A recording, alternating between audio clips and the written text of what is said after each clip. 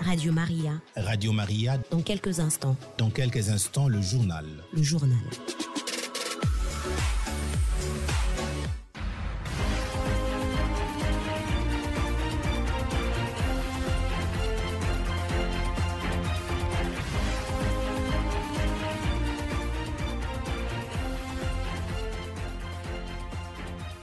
Mesdames, Messieurs, bonjour et bienvenue à cette édition de la semaine. Je suis Noli Kabena devant ce micro pour vous présenter ce journal. Ensemble avec Willy Kalombo à la technique, je nous souhaite une très bonne condition d'écoute. À l'instant, les titres.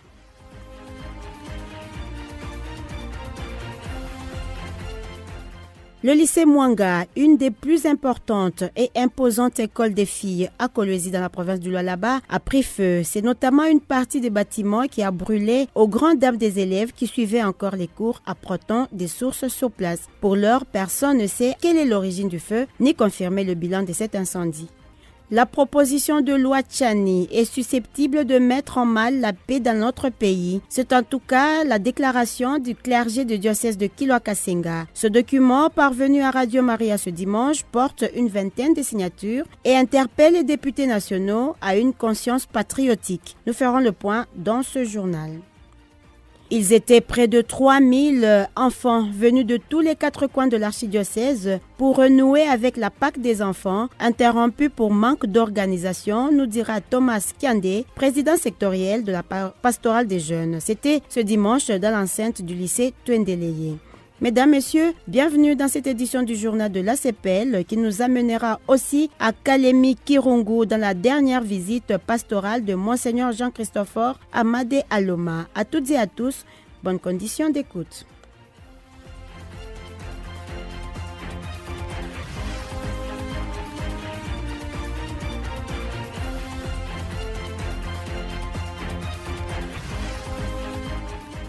Je le disais en titre, une partie des bâtiments du lycée Mwanga, œuvre des sœurs chanoines de Kolwezi dans la province du Lualaba, a pris feu ce lundi. Selon les sources sur place, l'origine du feu est inconnue. Cependant, plusieurs classes ont été touchées et les enfants sautaient du haut des bâtiments en étage pour se sauver de la fumée qui bloquait les portes. Toutefois, un premier bilan de cet incendie rapporte les sources et de plusieurs élèves blessés. Pour le gouvernement provincial du Lualaba, qui a organisé une réunion d'urgence, le feu serait parti d'un court-circuit. Mais au nombre du bilan, près de 50% du bâtiment a été calciné, plusieurs blessés, mais aucun cas de brûlure ni de perte en vie humaine. Les enquêtes se poursuivent, a indiqué la même source. On écoute le ministre provincial de l'Intérieur, Adeodat Kapend.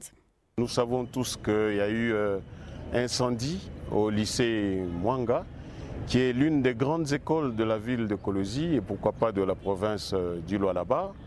Tout le monde a été mobilisé, notamment 11 camions-citernes et tous les responsables de la ville de Kolwezi. Nous étions au lycée Mwanga pour assister à la lutte qu'a menée le groupe des sapeurs-pompiers pour lutter contre ces flammes. Nous avons d'abord constaté que les flammes étaient très fortes, mais Dieu merci, les flammes ont été maîtrisées. Quant au bilan, jusque-là, Dieu merci, nous ne déplorons aucun mort. Donc aucune de nos filles du lycée Mwanga n'est décédée jusque-là.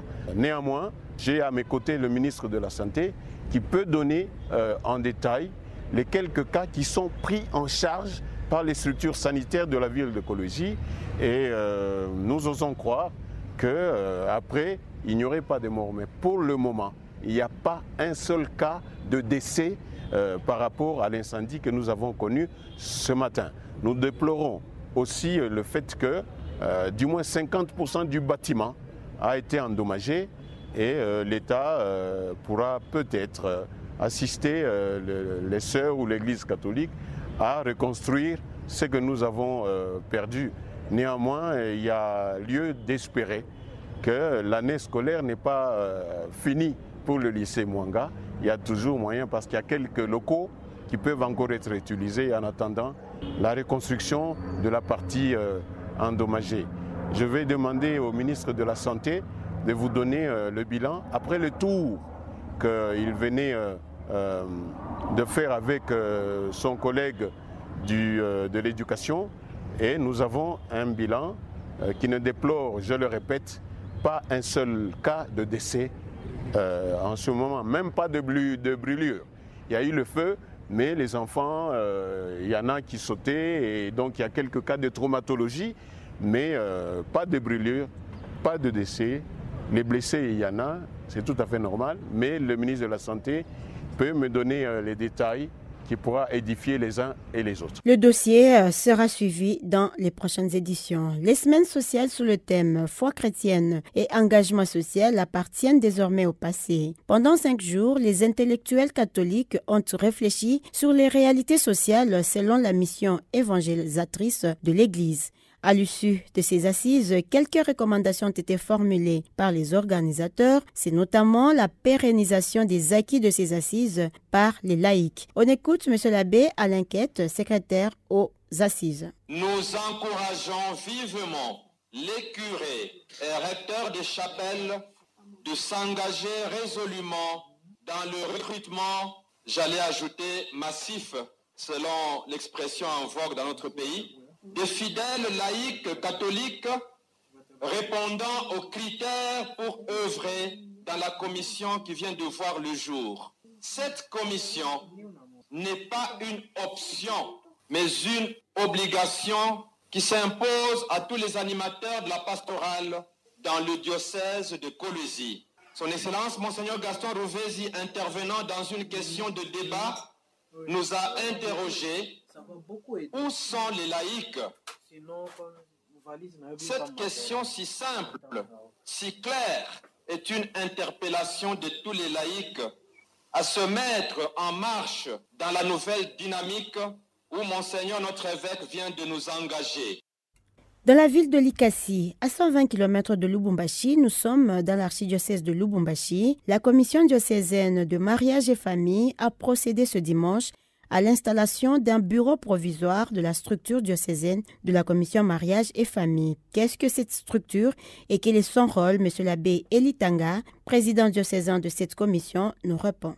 Afin de rendre effectives les recommandations du deuxième synode diocésain, la commission diocésaine mariage et famille, depuis un certain temps, s'attelle à l'installation des bureaux sectoriels, à savoir le secteur de Lubumbashi, celui de Likasi, enfin celui du rural.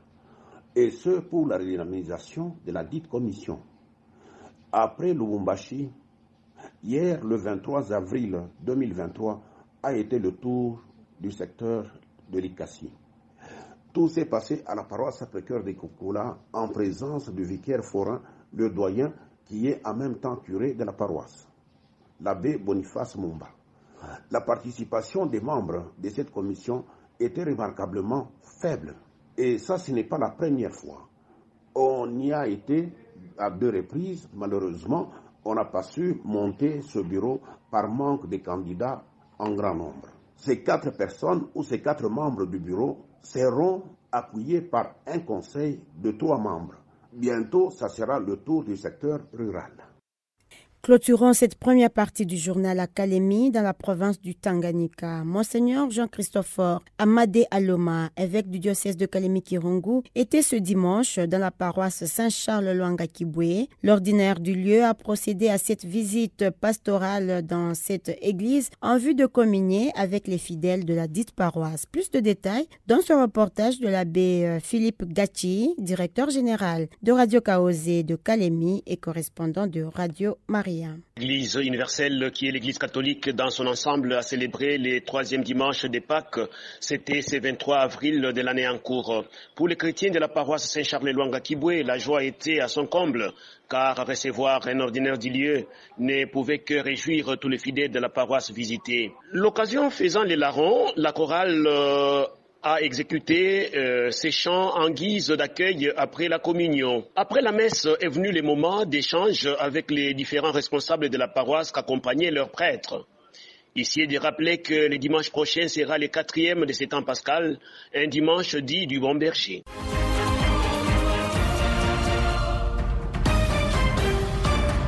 Parlons de cette proposition dite loi Tchani. L'Église Famille de Dieu du diocèse de Kilwa-Kasenga rejette en bloc la proposition de la loi dite Tchani. Dans une déclaration publique parvenue à la rédaction de Radio Maria ce week-end, les signataires indiquent que cette proposition de loi est susceptible de mettre en mal la paix dans notre pays. Les mêmes sources notent également que cette loi avait été jugée non fondée et non recevable l'année dernière. Récit de fait, Antoine Maringandou, Kamanampata. Ce document s'intitule « Déclaration de clergé de l'Église Famille de Dieu Kilwa-Kasenga sur la proposition de loi Tchani ». Il compte une vingtaine de signatures. Toujours dans ce document, les signataires rappellent le fait qu'en 2021, cette proposition a été jugée non fondée et non recevable à l'Assemblée nationale, puisque rien ne prouve que le citoyen congolais de sang pur serait le seul capable d'être loyaux et capable de mieux défendre les intérêts de la République démocratique du Congo que le Congolais au sang mêlé. C'est donc une grande surprise que cette loi jadis rejetée soit à l'approche des élections jugées recevables et fondées par l'Assemblée nationale. Pour le raison, elles sont d'ordre constitutionnel et pastoral, a renchéri l'administrateur du diocèse de Kilwa-Kasenga, Monseigneur Désiré Lengue. Cette loi est discriminatoire, elle conduit à l'agitation et au chaos sur le plan social et au clivage séparatiste. Elle éloigne des priorités actuelles, notamment la protection de l'intégrité nationale. Le clergé interpelle donc le député à la conscience pour préserver l'unité nationale, la paix et le développement durable. Pour sa part, la chancellerie de Kilwa-Kasenga rapporte que cette proposition, si seulement doit passer, sera opportune dans l'armée. Contacté, M. l'abbé Innocent, chancelier du diocèse, compte plusieurs infiltrations dans ces institutions promues à la sécurité des Congolais et de leurs biens. M. l'abbé Innocent est joint à notre téléphone.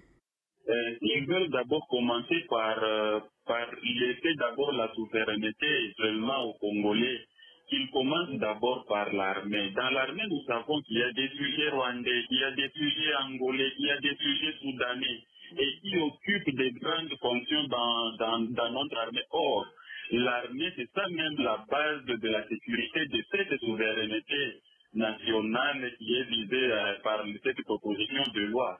Mais si dans l'armée déjà il y a des infiltrés, comment est-ce qu'on veut d'une manière pratiquement civile conserver cette loi, cette souveraineté nationale, si dans l'armée congolaise même il y a des infiltrés, des sujets venant d'autres pays? Radio Maria organise le 30 avril prochain la deuxième édition du Marathon 2023. Il s'agit d'une course de générosité pour soutenir cette radio d'évangélisation de proximité. Le thème pour cette année 2023 est « Joyeux chercheurs de Dieu ». Tous les fidèles catholiques et même les sympathisants sont attendus à cet événement. Et cet événement, indique le directeur de Radio Maria Lubumbashi, le père Alphonse Abedi, trouve chaque occasion pour sensibiliser les partenaires. Le cas ici du groupe Amani Yabwana qui l'a invité samedi dernier dans leur activité de prière. On écoute le père Alphonse Abedi.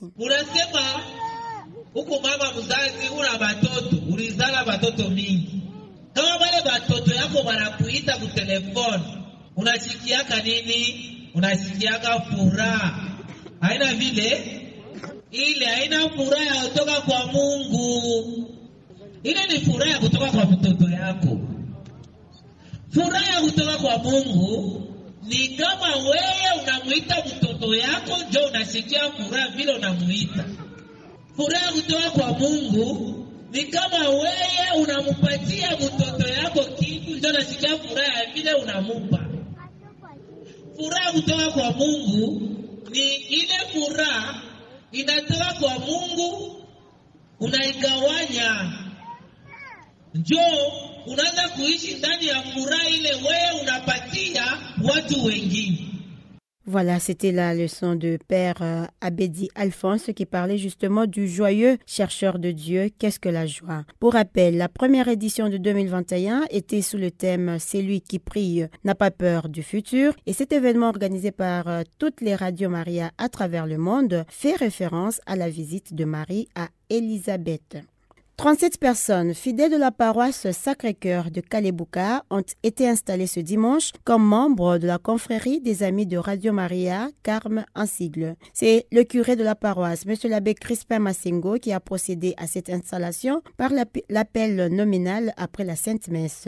Rappelons que ces confréries, qui sont au nombre de 27 dans le secteur Lubumbashi et Likasi de l'archidiocèse, leur rôle est de prier, soutenir financièrement la Radio Maria, mais aussi assurer sa promotion pour amener plusieurs personnes à se convertir. La pastorale des jeunes, secteur de Lubumbashi, en collaboration avec la pastorale des enfants, a organisé ce dimanche sur toute l'étendue du secteur Lubumbashi de l'archidiocèse la Pâque des enfants. Selon ses organisateurs, il s'agit d'une première édition pour la pastorale d'ensemble. La Pâque des enfants, à la différence de la Noël des enfants, était organisée selon les doyennés, voire les paroisses. Plus de 3000 enfants se sont rencontrés au lycée Twendeleye, des enseignements de catéchèse, le partage du vivre ensemble, ainsi que des jeux et la Sainte Messe ont été au menu, comme nous l'explique Thomas Kiandé, responsable sectoriel de la pastorale des jeunes. Si nous disons que c'est la première édition, c'est effectivement la première édition que le secteur Lubumbashi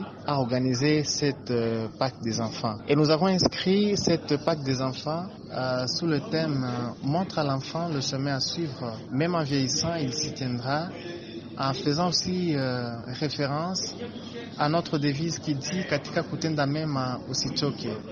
Et cela, c'est pour répondre à l'appel de son Excellence Monseigneur l'archevêque qui nous a demandé que nous puissions aider les enfants à participer aussi aux œuvres pontificales missionnaires au pain massible où nous avons célébré l'enfance missionnaire. Fin de ce journal. Merci de votre sympathique attention et pour l'heure, les programmes se poursuivent. Ne changez rien sur Radio Maria.